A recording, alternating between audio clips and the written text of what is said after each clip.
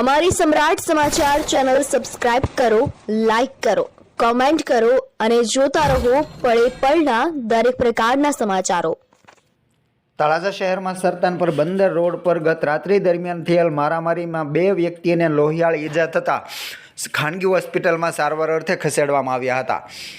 ભાવનગર જિલ્લાના તળાજા શહેરમાં ગત રાત્રિ દરમિયાન મારામારીની ઘટના બની હતી। આ બનાવની જાણવા મળતી માહિતી મુજબ તળાજા શહેરમાં સરતાનપર બંદર રોડ ઉપર યુવાનો વચ્ચે મારામારીનો બનાવ બન્યો હતો। આ બનાવમાં અલ્તાફ ખોખર અને રહીમ શેખ નામના 2 યુવાનોને ઈજાઓ થતાં ખાનગી હોસ્પિટલમાં સારવાર અર્થે ખસેડવામાં આવ્યા હતા। મારામારીના બનાવના પગલે લોકોના ટોળે હોસ્પિટલ ખાતે એકઠા થયા હતા।